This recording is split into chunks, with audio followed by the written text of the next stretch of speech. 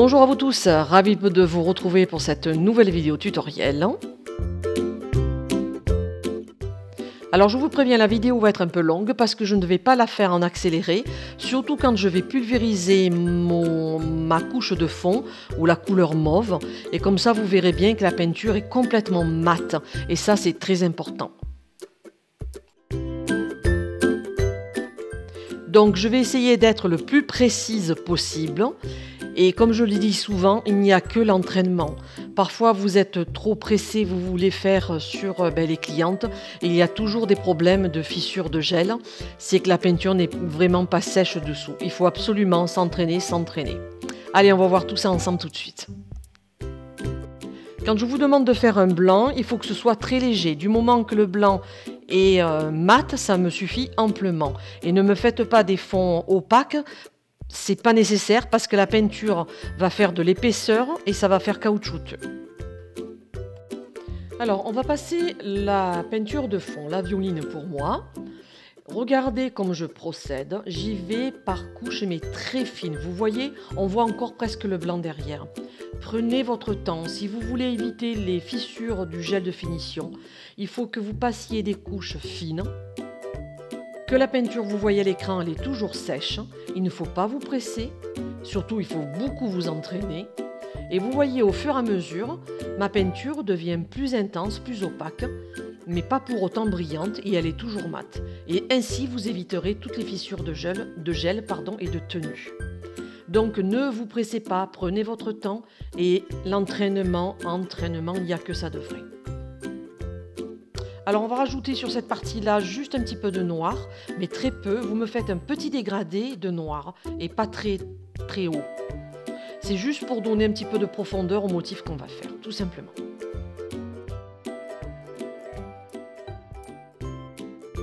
Alors pour la déco, on va prendre un chevron. Ou si vous n'avez pas ce que j'ai à l'écran, ce petit pochoir, vous prenez simplement un pochoir carré et on va utiliser qu'un angle. Donc prenez votre temps pour le positionner, vous voyez l'axe, il n'est pas bien posé, donc il vaut mieux se reprendre et faire quelque chose de correct.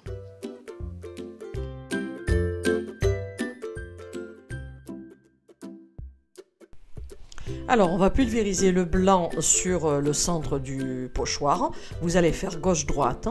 Donc pour bien viser, démarrez sur le pochoir, comme ça vous éviterez les soucis, le centre et ensuite gauche-droite. Et regardez, ma peinture est toujours légère.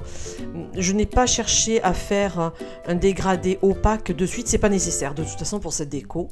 Donc vous repartez du centre, parce que moi là avec la caméra qui est haut sur le dessus, c'est pas évident. Je voudrais pas que ma tête se retrouve dans le champ. Donc vous voyez de suite, regardez, une fois que je lève le pochoir, on voit le dessin apparaître et c'est largement suffisant. Et là vous n'aurez aucun risque que votre déco qu'elle fissure le gel de finition. Ensuite, vous voyez, je vais reprendre le chevron et je vais me servir du centre pour remonter, pour continuer ma déco. Donc prenez votre temps, vous voyez, je refais correctement et c'est reparti pour un tour. Pour la pulvérisation, je vais repartir du centre et faire gauche-droite.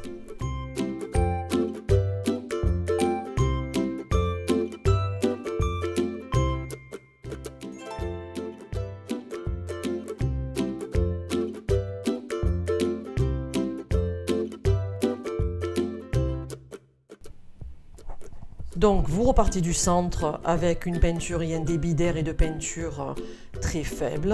Comme ça votre peinture arrive mate et complètement sèche sur votre ongle. Et je le répète souvent en formation d'initiation, il faut s'entraîner.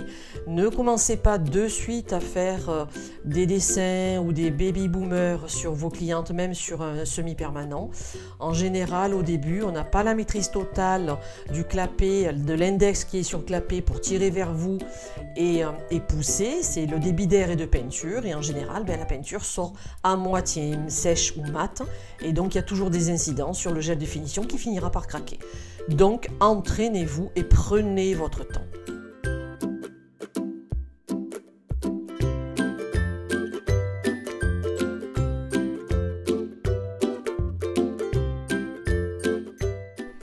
Alors là, vous voyez à l'écran, vous allez me dire, elle a changé de pochoir. Ben non, j'ai simplement posé mon pochoir sur sa plaque.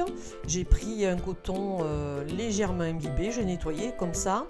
Ça me permet déjà de voir au travers de ce que j'ai fait précédemment. Donc c'est des astuces, hein, mais c'est pas grand chose. Et donc on répète la même opération. Je vise le pochoir gauche et droite sans tenter de faire une peinture opaque et mate. Et surtout, vous voyez, ça vous apprend à viser également, hein.